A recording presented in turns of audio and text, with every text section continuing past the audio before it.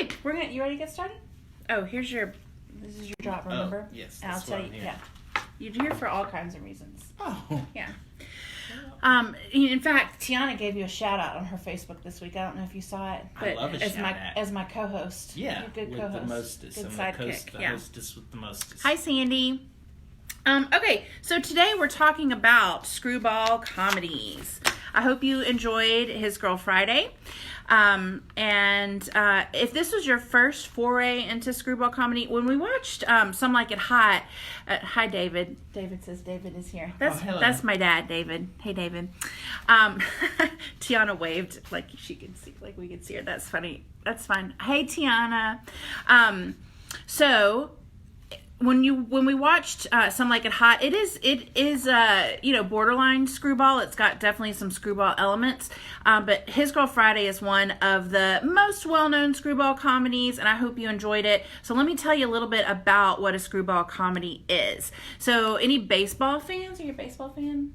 Absolutely. You're not. I love baseball. But I am. And in baseball, the screwball pitch is when it spins in reverse. Like, it's not the way you're expecting it to spin, and it really throws people for a loop if you're a batter and you're not used to the screwball pitch. So that's kind of like what screwball comedies are too. It's a Your hand, it's blocking my blocking my face. So, this is what the people are paying for here. Not block this face. Yeah, I mean, just every now and then my face goes away. Sorry, guys. If it was bothering me, I figured it was bothering people at home. I hate to block Thomas's face. No, Goodness. Hi, Smith family. Hi, Rich. Hi, Jessica. Hi, Anna. Hi, Betty. Hi, Robert. Hey, everybody. Hey, Deborah. Okay, all my highs out of the way for now. Okay, so back to the screwball comedy. Here's some of the trademarks of a screwball comedy. It's a battle of the sexes that has the romantic leads pitted against each other, much like we're demonstrating for you here. What? This is just how we live our daily lives, though. It's a screwball comedy. Yeah, it is. Of errors. It is. It's fast-paced. There's overlapping dialogue. It really borders on some farcical situations. Some really crazy things happen. There's often a struggle between social classes, which we don't see as much in His Girl Friday, but you certainly see it in movies like It Happened One Night and My Man Godfrey, which we'll talk a little bit more about that too. And then there's always courtship, and it usually ends in a marriage, or, like in this case, a remarriage. The divorce/remarriage comedy is a whole kind of subgenre of the screwball comedy. Because remember, we're smack dab in the Hays Code era, and all sins or crimes must be punished, and there can be no mention of sex, and relationships must end in a marriage. So if you're gonna be divorced, guess what? At the end of the movie, you're gonna end up remarried. So that's kind of the take. That's kind of what a screwball comedy is all about. And speaking of the Hays Code, we talked about this back at Some Like It Hot. Do you remember? Can you summarize what the Hays Code was all about? Didn't you just summarize it? Yeah, I did. Yeah. Yeah, I did. What He didn't you have just to. said. He doesn't have to summarize it. Anyway, thanks for. I was just making sure you're paying attention. Yeah, I'm still here. Okay, now the Hays Code predated the motion picture code we have now, or the rating system that we have now. That's like G, PG, PG-13, R, and NC-17.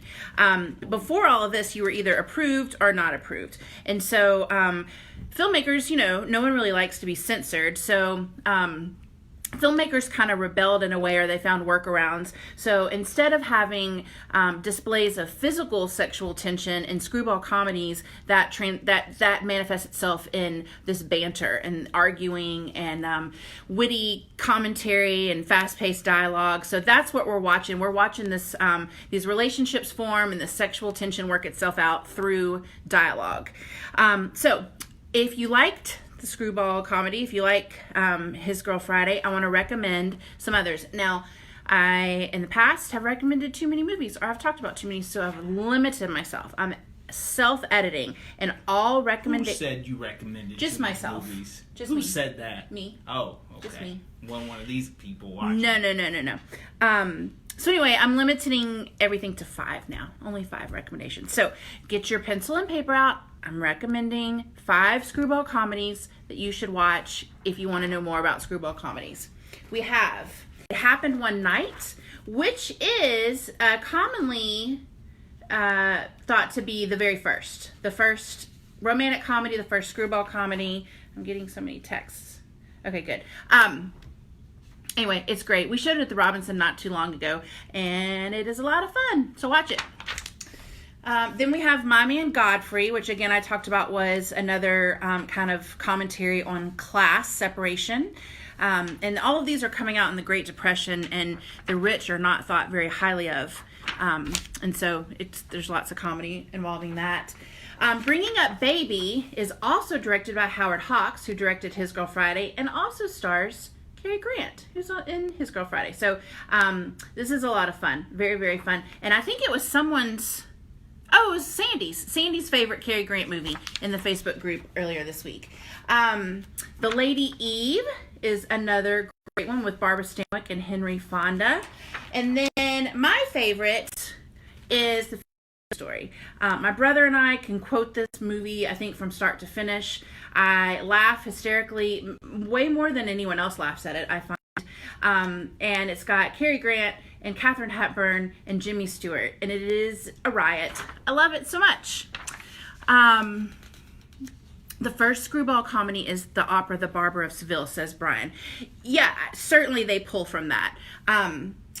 Yes. And whenever you say the first or the most important or anything that's definitive like that, you're always setting yourself up to be wrong. Because, so when I say the first is It Happened One Night, there's 3 or 4 others that someone could argue. Who's this dapper gentleman?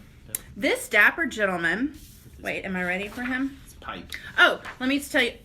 If you're looking for, so screwball comedies kind of died out when the Hays Code started to die out, or a little bit earlier even in the 40s. But since the screwball comedy was kind of born out of necessity from the Hays Code, when the Hays Code wasn't around anymore, there wasn't really a need for the screwball comedy. So it's kind of a product of its time, but there's certainly it has a lasting legacy that you can see in lots of other movies. So one I thought of was When Harry Met Sally. Yes. I know you love that movie so much. I love that movie. I love it too. But there's lots, again, it's Battle of the Sexes. Harry and Sally are pitted against each other pretty much until the end, and there's also some fast-paced and hilarious dialogue. And then another kind of modern-day take on it is Mistress America, directed by Noah Baumbach and written by Greta Gerwig. And I love Greta Gerwig, so check out Mistress America. Okay, next up. Hi, everybody. Just checking in on who's new. Stop me with questions or comments as I roll on. Yeah, such a prude, Tiana. The worst. Okay, this dapper young man is Howard Hawks. He is the director of this film. And Leonard, I always mess up his last name. Leonard Maltin? I always want to say Matlin. No, it's Maltin. Wrong. I know. I'm sorry. I always say it wrong, It's Leonard. like a delicious, thick I had drink. dinner with Leonard Maltin one time. What? And, yeah. Do tell. Well, that's all. It was at the Art House Convergence in Utah, and it was a lot of fun. And I just ended up at a table with him, and it was great. Anyway, Leonard Just you Maltin. and Leonard. No. It was a table full of people. So it wasn't just, it was you and others. Right, Okay. but it was a table of 8 or so. Okay. Yeah. Anyway, Leonard, my buddy, calls Howard Hawks the greatest American director who is not a household name. So, he directed a variety of genres. Before we do, there's lots of people coming in with some other suggestions of modern day screwballs. Christmas in Connecticut is one, not modern, but yes, it is one. Great. There's tons, and so you could just Google screwball comedies and get a great list of them. The Money Pit, Ken, I love The Money Pit so much. In fact, every time we see it on Netflix, I try to get Thomas to watch it, and he doesn't ever want to watch it as much as I do. Okay, let's see. Down with Love, Mr. and Mrs. Smith. Not so much a comedy, is it, Dave? But maybe it is. I broke bread with the man. I did, Ange. I did eat with Leonard. let's see. Okay. Yeah, pizza, Chris Evans. Thanks, Tiana. I do meet someone, I really don't, but if I do meet a famous person, you better believe I'm going to tell you about it. Another time I rode an elevator with Drew Barrymore. I'll save that story for another day.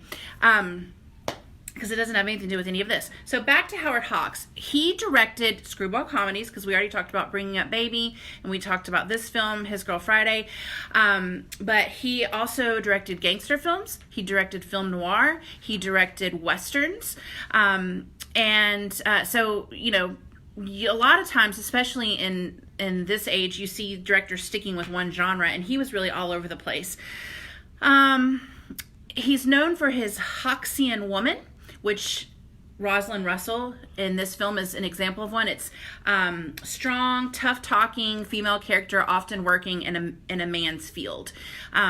He's not really hailed as kind of a feminist director. He doesn't write. There's not a lot of sympathy. He doesn't write a lot of sympathetic female characters, but he does write fast-talking, tough, independent women, which there's something to be said for that. So I love me some Hildy in this movie. Like, she's a role model. I want to be like her. I want to go work for a newspaper and solve crimes like her, and I love her. And I want to have as much wit as she does in her dialogue. It reminded me a bit of like Lois Lane, like on the old Superman TV show. Agreed. Yeah. I like her. She's sassy. She's sassy and she has gumption, and I like that about her. So let me tell you some highlights of Howard Hawks. So if you want to watch some more Howard Hawks movie, we have Scarface, not the Al Pacino, but the original Scarface from 1932. We just showed this recently. You have one job. They're stuck together. Whose fault is that? Yours. You. To Have and Have Not, which is a Ernest Hemingway adaptation with my friend Bogey and Bacall. He's looking at you, kid. Not that movie, but thanks for playing. Same actor. The Big Sleep, which is a detective film noir, again with Bogart and Bacall. And then, let's see, Marilyn. Remember our friend Marilyn? Gentlemen Prefer Blondes. And like I said, he did westerns, so this is John Wayne in Rio Bravo. So that kind of spans the gamut of all of the things that Howard Hawks did. Those are 5 that I would recommend. Yeah, Tiana says, even though she remarried him, she was still tough and did what she wanted to do, and she made that clear. Yes, she did, Tiana. And one could argue that she had this was her goal all along. Like, why else would she walk into her ex-husband's office on the day before her wedding and say, just by the way, I'm getting married tomorrow? If you didn't want him to come chase after you, why would you go do that? So that's my argument, is that this was her goal all along. Now, we've come to my favorite portion of the evening, the time that we talk about Cary Grant. So I can do Cary Grant. Yeah. Oh, you will of course. allow me? Hello, darling. Pretty good. Yeah, it's not too bad. Yeah, I think it's strong. Well done. That's really the only thing I can say is Cary Grant, and really, it's Dana Carvey doing an impression That's of close Cary enough. Grant. Hello, darling. Those watching at home, you can voice your approval or disapproval. I approve. It's fine. Okay. It's only 2 words, but that's fine. Yeah. This is a young Cary Grant. This is Cary Grant, I believe, in 1930 in profile. But he looks so young, and it looks like he's from a different era. Looks like a vampire a little bit. A little bit. Like he's playing and then Dracula. this is Cary Grant in the 1980s. When he was in his 80s, and he definitely looks older, and I don't know necessarily if I would recognize him, but he is still a very handsome and distinguished looking man. So he aged very well, and everyone likes your Cary Grant impression. I so knew good that job. they would. And then this is the Cary Grant that we are familiar with. And the Cary Grant that's in the film. He's not necessarily a super nice guy in this movie, though. I mean, he's doesn't have a lot of scruples, unscrupulous, you might say. He's kind of a jerk. He's manipulative. but he's just so dang charming. Yeah, he really is. So you can't, I mean, you just go with it because of he just oozes out charm. And so that's kind of how he is in every film he's ever in. Hi, Nikki. How would you describe the gentleman that she is engaged to as the film opens, that character? Yeah. A wet blanket. Right. Yeah. He reminds me of Bill Pullman's character from Sleepless in Seattle. Yeah. But there's got to be a word for that character. Well, let me tell you what. An affable guy, but when she doesn't wind up with him, you're okay with it. There's just and nothing. Really, he is too. There's nothing compelling about him, nothing interesting about him. Like cold oatmeal is what he reminds me of. David Thompson, film critic, says this is what he says about Bruce, the Ralph Bellamy character. He says, Bruce, the insurance man from Albany, galoshes and umbrella, and one of American film's most joyous insults to its own mainstream. You're right. There's nothing wrong about him. He's a successful insurance salesman. Right. He lives in Albany, there's nothing glamorous or special about Albany. He's prepared. He's got his umbrella and his galoshes on a rainy day. Right. And we as an American film going public like to make fun of that. So yeah. So we want Cary Grant and the nice, dependable, sensible guy. We can make fun of him. Right. Yeah. Sandy says he was not a moral person. He was not. Yeah, Tiana, he used criminals for his corrupt errands. And Betty calls Bruce a dud. Cold oatmeal. Yep, that's what I thought about him. Because compared to Cary Grant, pretty much everyone's cold oatmeal. Let's see, what else do I want to tell you about Cary Grant? He had a very long career from 1932 to 1966. He retired when he was still in demand and was being offered roles. He went into some business investments and became a really successful businessman. And he died in 1986. He had, let's see, what else do I want to tell you? That's probably it. Oh, he was considered for the role of James Bond. That's what I was thinking as I was watching. I mean, as I was looking at this photo. He could be James Bond for sure. They went with Sean Connery instead, but I think Cary Grant could have been a Bond. He's not British. He is, in fact. He is British. He's British. Oh my. Oh my. Is that where that hello, darling? No, he's kind of well known for that ambiguous mid-Atlantic accent. Right. But no, he's from England. Grew up there and everything. Got his start there. Yeah. All girls want the bad boys. Yes, that is true. So I ended up with Thomas here. Oh yeah. I'm known for many things. And that is definitely one. Cary Grant often poked fun at himself with statements like, everyone wants to be Cary Grant, even I want to be Cary Grant, meaning that, he's not a real person. Like the persona of Cary Grant, the character everyone falls in love with is not really who he is. In fact, it's not his real name. His real name is Archibald Leach, and he changed it to make it sound more American when he transitioned to become an American actor. And Rachel noticed this, and so did Sandy, in the film, the quote, he says, listen, the last man who said that to me was Archie Leach just a week before I cut his throat. So he ad-libbed that line using his real name in the film. And then in Arsenic and Old Lace, another film that he's in, there's a gravestone in one of the shots that has the name Archie Leach on it. So he likes to poke fun at himself. I have some recommendations for Cary Grant films. This was very hard to narrow down to 5, but here we go. The Awful Truth. It's another screwball comedy for you. The Bishop's Wife. Such a good holiday film. Love. It was remade with Whitney Houston and Denzel Washington as the preacher's wife. Archie Leach is also John Cleese's character in A Fish Called Wanda. In Meghan, Princess Meghan, not me, although I can see why you might confuse the two. But Meghan Markle and Harry, they named their baby Archie. It's a very fun name. Also, I know an Archie. My sister-in-law's stepdad is Archie. It took me a while to, my brother's sister's cousin's brother saw so-and-so in 31 Flavors. You got there. I'm sorry. Anyway, so hey to all the Archies. All right, To Catch a Thief, Hitchcock. Hitchcock and Cary Grant were collaborated 4 times, in fact, and I recommend them all. An Affair to Remember, Back to Sleepless in Seattle. They talk about an affair to remember all the time they meet at the top of the Empire State Building on Valentine's Day. So romantic. And then lastly, this might be one of the most famous shots of all time in Cary Grant in North by Northwest. Here it is.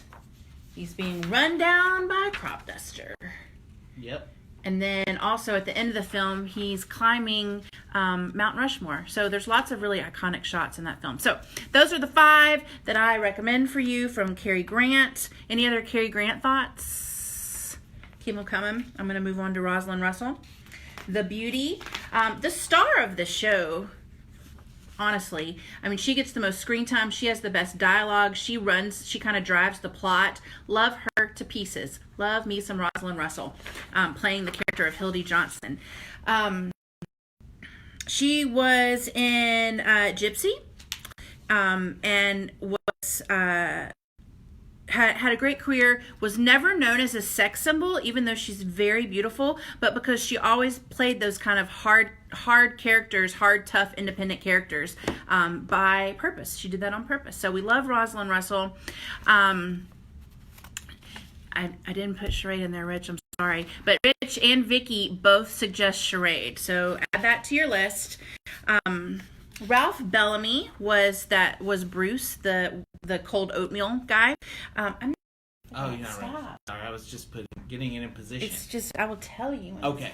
Okay. Just hold them. I'm just so eager. I know. I'm so good. Enthusiastic. I want to participate. So Ralph Bellamy, there's another line, I don't know if you caught, but when he's telling the girl to go, that Bruce is waiting in the cab outside the police station, and so Cary Grant tells the girl to go down there and distract him or get him arrested, which she ends up doing. They don't really explain exactly how, because remember Hays Code. But anyway, she says, what's the guy look like? And he goes, he looks like that movie star Ralph Bellamy, which is funny because that's really who it is. So they've got all these kind of like Easter eggs in the film that are fun to catch. Vicky saw it. Very good, Vicky. Let's see. He was in lots of movies later on in his career. Trading Places is one where he plays the boss of the company that, you know what I'm saying? Trading Places? Yeah, he's the boss. Is he one of the brothers? There were 2 brother bosses in that movie. Okay. Yeah. And his last, he was in Rosemary's Baby. And, what's happening here? Oh my gosh. Okay, down there. Yes, Ralph was in the Eddie Murphy movie Trading Places. Thanks, Betty. And yes, Tiana, Houseboat, great film. I know there's so many that I didn't get to for Cary Grant. Ralph Bellamy's last film was Pretty Woman. What? It's so when what's the guy's name in that movie? Richard Gere. When one of the company that Richard Gere's trying to take over, this Ralph Bellamy plays the head of that company. All right, so let's see. And other characters that I loved. Thank you. He was one of the brothers. Thank you, Beverly. Other characters that I loved from His Girl Friday was Joe Pettibone, played by Billy Gilbert, and he was the guy, the messenger, and he said, now, you know, the mayor's like, well, let's say that you didn't come in here and give me this message, and he keeps saying, but I did. I laughed at that, and I know Ken liked that character too. That guy, Billy Gilbert, he was the voice of Sneezy in Snow White and the Seven Dwarfs. Well, that's something. Yeah, you don't care so much. No, I do. Moving on. What else? Oh, okay. Tell me if you had any favorite lines or favorite scenes from His Girl Friday. I'll tell you a little bit more about the movie while you're thinking of your favorite scenes and favorite lines. This was adapted from a Broadway play called The Front Page, and The Front Page has been adapted onto film twice in 1931 and 1974. The one in 1974 starred Walter Matthau and Jack Lemmon. Gosh, if I don't have it written in front of me, I'm gonna mess it up on Facebook Live. So just forgive me. Walter Matthau and Jack Lemmon. That's what I said. The Odd Couple. Yeah, they're in this movie. Oh. Yeah. But here's the thing: there was no woman in this Broadway version and the other two film versions. It was just an editor trying to hold on to his star reporter and keep him from getting married. Howard Hawks had the vision to say, let's make Hildy a woman and let's make it the editor's ex-wife, and that'll add all this romantic tension to it. So saucy. Sometimes this doesn't scroll up like I wanted to. Yeah. So Howard Hawks made that genius decision to make the reporter character into a woman, and now thus we have His Girl Friday. I don't know how those actors memorized all those lines. I don't either, but I think wouldn't it be great if we talked like that in real life? If we were smart and witty enough to have that kind of dialogue in real life. I'm like so jealous of all of the great lines. Let's see. David says he loves it when the criminal was stuffed into the desk. Ken loves any of the Pettibone scenes, which I agree with. Elizabeth loves when they were hiding in the desk, and he knocks on the desk and the guy knocks back. He asks if she wanted his fingerprints, and she said she already had them. And that was kind of a saucy quote. Lots of people liked the desk scene. Let's see. Every time Bruce called from the police station, and then how he had gotten arrested again. Yeah, they put poor Bruce through the ringer for sure. Let's see. This movie has some criticism.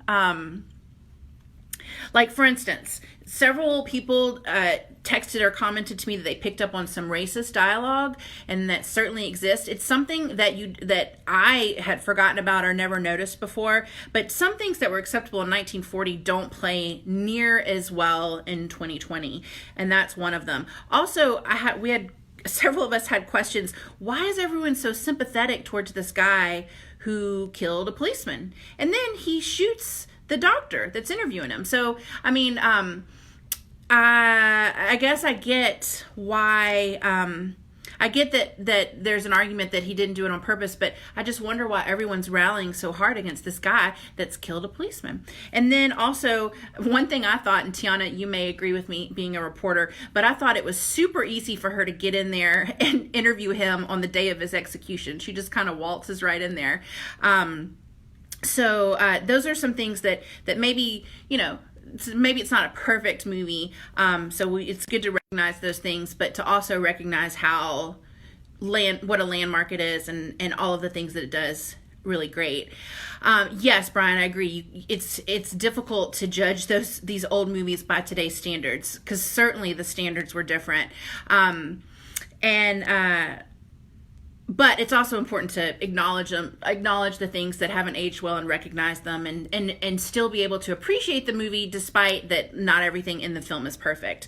I loved the scene when they were at lunch together and with the three of them, and she keeps stepping on his foot to keep him from saying things he shouldn't say. And then one time she accidentally steps on the waiter's foot, and he yells, and she goes, "Oh, so sorry, that was an accident." Also love the telephone scene after the jailbreak,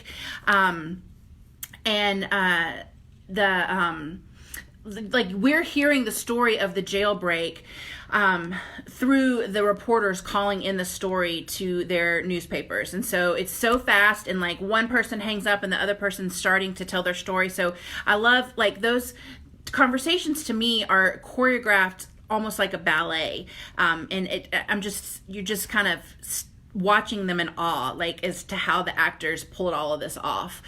But I mentioned that I thought it was super highly choreographed, but Hawks actually encouraged his actors to ad-lib and encouraged them to talk over each other. So you kind of have to go back and rewatch the movie 3 or 4 times to get everything that's said in the movie.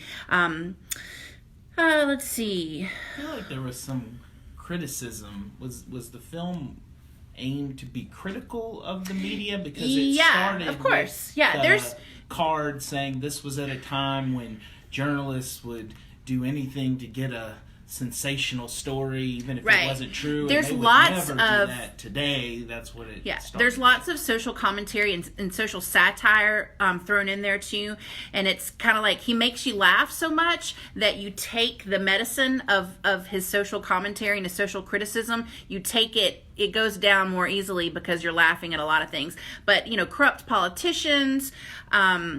These reporters could have termed started the term fake news because they're not really they don't really care if what they're printing is true or not. So yeah, he definitely has something to say about society and politics and the media. So he certainly has some opinions on that. This was what year? 1940.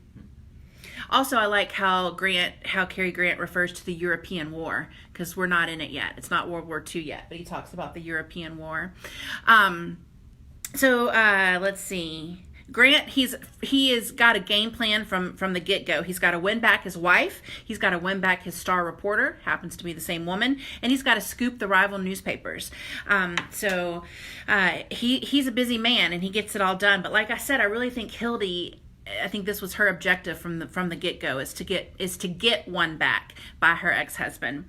Some of my favorite lines, I loved when Cary Grant's telling them he's on the phone with the newspaper telling them what to cut, saying like, hey, this story's better than anything we got. Cut the story about the European War, cut this story, cut that story. He goes, no, keep the chicken story. People love a chicken story. So there was a story about a chicken that Cary Grant his character decided to keep. Let's see. You got anything else? No. Okay. All right. So I have some trivia questions. For those of you that won trivia last week, I hope you're enjoying your prizes. Did you distribute the prizes? I did. Oh my gosh, you're so Johnny on the spot. Yeah. So I have some more prizes this week. Now, remember, I'm not going out to the store and buying things or even ordering things because it takes forever for anything to come in. So I am shopping around my house and finding things that I think you might enjoy. Let's see, Tiana says, it angered me so much when the woman came in yelling at the male reporters about reporting a false story and then not even listening to her. I know it was supposed to be upsetting, but OMG, I was heated. Yes, Tiana. There's those reporters, hang on, let me read you something about them. I skipped it, but they're funny, but they're oafs. They're 1001 Movies to See Before You Die, which is one of my favorite books. This is what they say about those reporters. The gum-chewing, smoke-wreathed, poker-playing hacks acting as the cynical Greek chorus. So, they're supposed to be kind of terrible, but you're supposed to be funny and terrible at the same time. I'm glad you love your prizes. So here are what we're playing for this week. Let's start with a John Coltrane magnet. Everyone needs one. I have this unopened keychain of a cowgirl with a sequenced vest. I hope that whoever wins this enjoys it. I have a travel guide from 2010, so it's 10 years old. I'm sure everything in here is still current. Oh no, Brian didn't get his prize? Okay, well maybe there's some that are still coming, I hope. I have the tracking numbers on all of them, so I'll check. But look, we have I'm sorry it's backwards, but a San Antonio and Austin travel guide. So one day when we get to leave our houses again, you will be all set for your trip to San Antonio and Austin. It even comes with a map. Hope you enjoy that. We have a film, Ocean's 12, and we have a CSI Miami mug. And let me show you. I hope this works because this has been sitting here a while. Okay, so watch. CSI Miami. We're going to pour some water in it. May not be hot enough. And it is not hot enough. It stays black. But trust me, because I tested this. When you put hot water or coffee in it, there's palm trees and a beautiful orange sunset. So just take my word for it, and if you're the winner, you will find out for yourself. You just want them to believe you that there are palm trees and what else? You can see them, can you? Yeah, I can make them out. Anyway, I promise it works. Okay. So, here we go. Trivia. This, everyone is laughing that my mug didn't work. Yeah. They're there. I mean, even though it does, if you were trying to give someone a mug that didn't have palm trees on it, that's what I would say too, is that believe me, they're there. But they trust you. I got this from the CBS store in New York City, so you're welcome. Yeah. These are such, are you sure you want to get rid of these items? Well, that's how much I love our audience. Okay. Is I want them to, yeah. You're committed. Yeah, I'm committed. Okay, so newspaper movies. I love a newspaper movie. I love a journalism movie. So what I'm going to do is I'm going to give you some hints, and you name the movie that I'm talking about. And the first correct answer that I see is going to be the winner. And will you go get me a pen? I will. Thank you. Okay. So the first one is from, remember, newspaper movies. We're naming the newspaper movie. I'm glad you like the prizes. Thanks, Elizabeth. Okay, from the year 2015, here's the IMDb description. It's the true story of how the Boston Globe uncovered the massive scandal of cover-up within the local Catholic archdiocese, shaking the entire church to its core. Starring Michael Keaton, Mark Ruffalo, Rachel McAdams, and Brian Darcy James. Name that movie.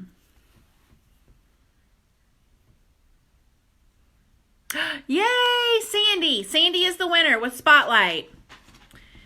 And there's other correct answers as well. I mean, there's only one correct answer, but there's other people that guessed correctly. But Sandy was the first, so Sandy is our first prize winner. Now you can, oh yeah, look, here it is. Ta-da! We showed it at the Robinson Film Center, and it won Best Picture at the Oscar. Now, you can answer more than once, but you will only win one prize. So keep answering. It is not Shrek, and you were wrong. Sorry. That's funny. Keep answering, but you're only going to win one prize. Okay, next up, the year is 1941. Following the death of a publishing tycoon, reporters scrambled to uncover the meaning of his final utterance, Rosebud. Starring Orson Welles, Joseph Cotton, and Dorothy Cummingore. Rosebud. That's good. You're so good with your impressions today. I'm right on point. All right, let's see who is going to win Rosebud. our second question. That's good. You want to do it one more time? Yep. Rosebud. So good. Someone better get this one Rich. Rich is going to be so angry. Do you know what Orson Welles' last performance in life was? Was he in, hang on, pause. Okay, good for Jessica. There was a typo, but I believe that she would, yes, you knew it. Citizen Lane. That's a different movie. But no, lots of correct guesses. Jessica was first, Citizen, even though there was a typo. I'm giving it to you, Jess. Citizen Kane. Was it a Star Wars movie? It was not. Oh, okay. Then tell me what it was. He was a voice in 1984 Transformers movie. And that sounds like something he would do. He did that, and then he passed away. Yeah. Okay, very good job, everybody. Okay, next, number 1986, I apologize. Number 3. Someone yelling at me? No. Oh, okay. Number 3, 1981. When a prosecutor leaks a false story that a liquor warehouse owner is involved in the murder of a union head, the man's life begins to unravel. Starring Sally Field, Paul Newman, and Bob Balaban. I'm not sure if I'm saying Bob's last name right, but I like it. And while they consider that, let's show them. We forgot to show them. Oh, sorry. Here's what Citizen Kane. Uh-oh, Steen. Did you get it first? I'm sorry. I missed you. Oh, look. Lots of... Oh. No, you're wrong, Steen. Jessica still came in first. Sorry. Try again. Okay. So we're on 1981. Let's see if anyone gets this one right. If Corey Anderson is still in here, she'll get it because we had to watch it in journalism class back in college at the old Louisiana Tech. This is a hard one. I didn't even know this movie existed until just now. You can Google it. In a sharp pantsuit in the poster. Let's see, guys. Anyone gonna get it? 1981, starring Sally Field, Paul Newman, Bob Balaban. I only Going know once, Paul going Newman from twice. his many fine salad dressings. Yeah, he did. He was an actor also? Yeah. I had no idea. Okay. Are we about to give up on this one? I'm going to put a pin in it. How about you say the first 2 words? No, I'm just going to put a pin in it, and if someone put a gets pin it, in we'll it. come back. Okay. Okay. Okay, maybe no one knows this one, which is fine, but you should. It's a good one. Okay, moving on. 1994. I think this is my favorite journalism movie, by the way. A New York tabloid editor is faced with a tough decision while he faces several serious life challenges in a tempting job offer.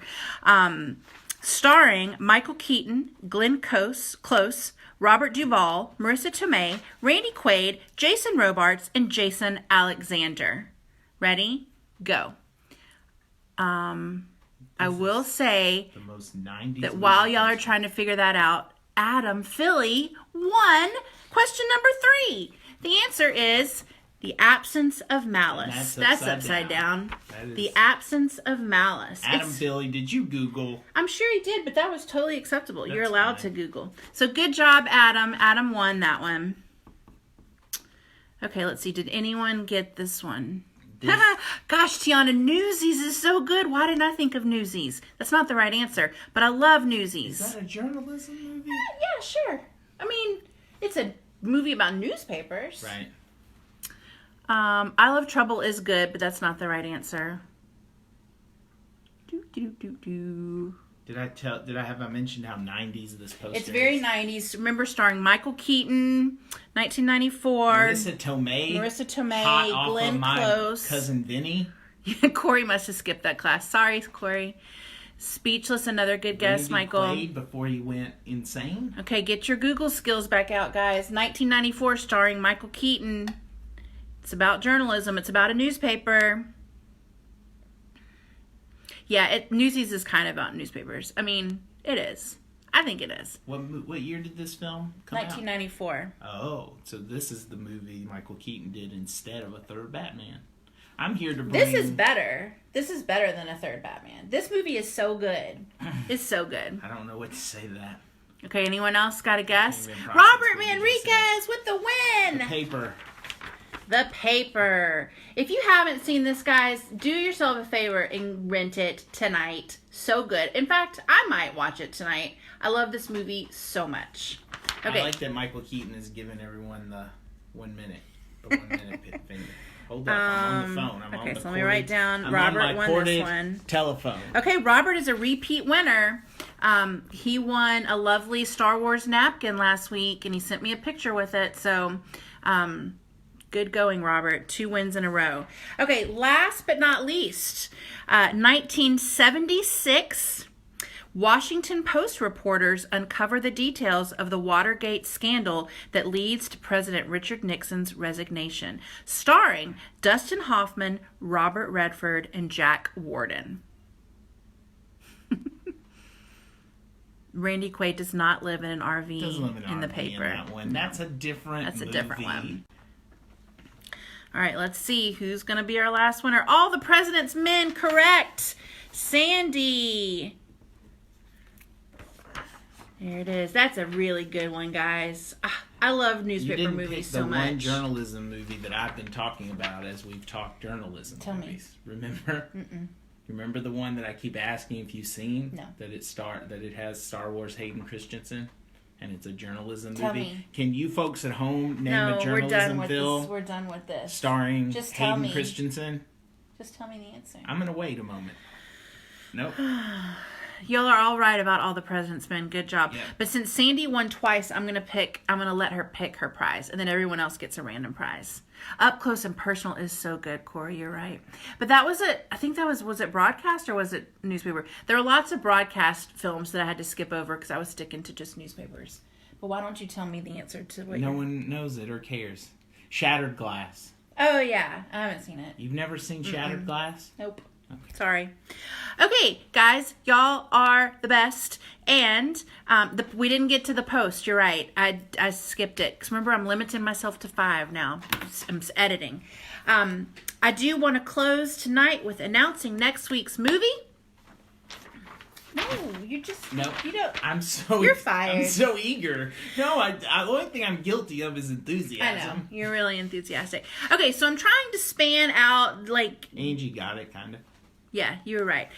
We're trying to cover a lot of decades and not do the same genres over and over again. So this one was a hit. We've played it at the Robinson Film Center. It was a hit. It was not only filmed in our region, but it is set right down the street. A place that we cannot go right now because we're stuck in our own state. They won't let us across the border. But just across the border in Carthage, Texas, Bernie. It's got Matthew McConaughey. It's got Matthew McConaughey. It's got Jack Black. It's got Shirley MacLaine. It's got a lot of East Texas residents. It is fun. It is disturbing. It is fun and disturbing. Did y'all have anyone that participated in the film on any level? No, but we had busloads of people from Carthage come. Charter buses came to see the movie at the Robinson. And I'll tell this again next week, but at Stina's bachelorette weekend, we went to a spa outside of Austin, Texas, and while I was getting a massage, Matthew McConaughey showed up. that would be something. But while I was getting a massage, the massage therapist, I think is what you call those people, said, "Hey, you ever seen the movie Bernie? It was filmed in the spa." So I've gotten a massage at the same place that this film was made. So anyway, Tiana doesn't know this movie. Tiana, you're gonna love it. I promise. It is, you can get this film for free on Amazon Prime if you are an Amazon Prime subscriber. If not, you can rent it on the iTunes. And join me back here next week as we talk about Bernie. And then also join our event because we talk about the movie all week. It's a lot of fun too. Y'all are great. It's sad to be home all the time. It's sad that we're not at the Robinson Film Center watching movies together, but this is the next best thing. So it's my favorite day of the week. I love getting together with all of you, and you're awesome. What about me? Yeah, I like you too. Oh, nice. Yeah. So have a great week. I can't wait to hear all of your Bernie stories next week. If you know any Bernie stories, or if you know anyone that was in the movie, or if you know anyone that knows the real Bernie. Ken lives in Austin where it was filmed partially. So can't wait to hear all of these things. Love you. Have a great week. Stay safe, stay healthy, and I'll see you next Thursday.